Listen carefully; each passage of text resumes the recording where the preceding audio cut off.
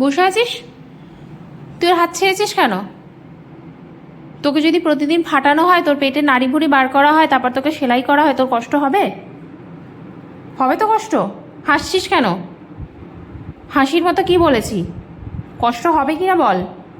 তোকে যদি রোজ আমি ফাটাই, মারি, দিয়ে সেলাই করি, তোর ভালো লাগবে?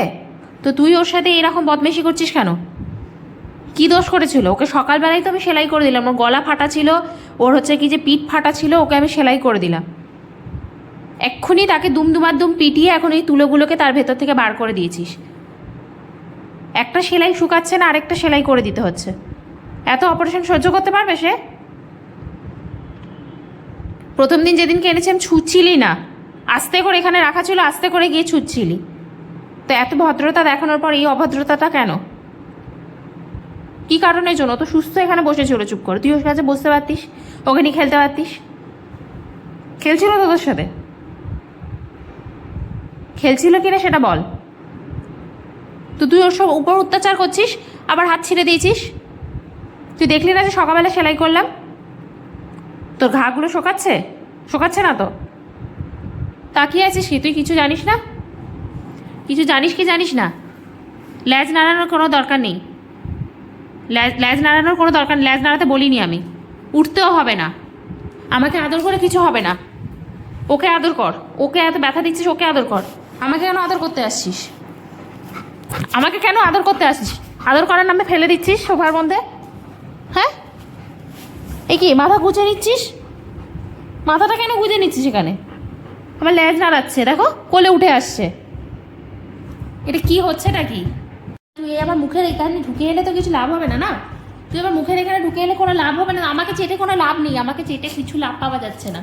তুই ওকে মেরেছিস, তুই তো ওকে মেরেছিস, তুই আমার গায়ে উঠে আসছিস কেন? হ্যাঁ, আমাকে আদর করে কি লাভটা হবে? কি হবে আমাকে আদর করে? আমাকে আদর করে কি লাভ হবে? আমি তো ডাক্তারবাবু।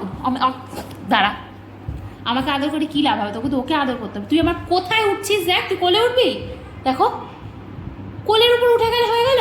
পারবি তুই কোলে উঠতে? পড়ে যাবে ওখানে, তুই বড় হয়ে গেছিস।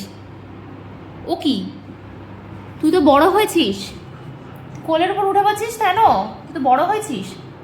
তুই কি নিজেকে সেই ছোট্ট টোকা ভাবিস যে তুই কোলে উঠে বসে পড়বি? এখানে কোমরটা এরকম তুলে রেখেছিস, আর এই মাথা ব্যথা কোলে তুলে নিয়েছিস।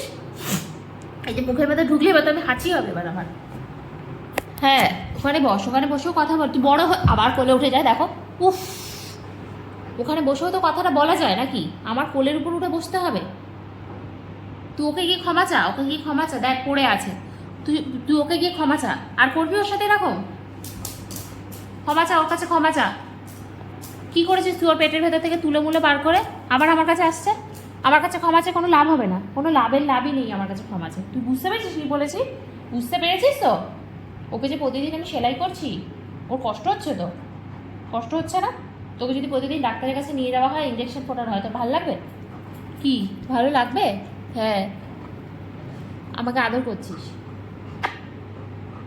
তাহলে আর ছিড়বি? ওকে ব্যথা দিবি আর? ও তো তোকে কত ভালোবাসে বল, তোর সাথে শোয়ে। হ্যাঁ, ও তোর সাথে তুই শোয়ে, খেলা করে, কত ভালোবাসে তোকে। তুই ওর সাথে কি অভদ্রতা করিস? আর করবে না, হ্যাঁ? ভালো ছিল না তুমি? আর করবে না, হ্যাঁ? কষ্ট হয় তো বাবা, ওকে রোজ রোজ সেলাই করছি, সেলাই শুকাচ্ছে না, আবার সেলাই করছি, এরকম হয় কোনোদিন?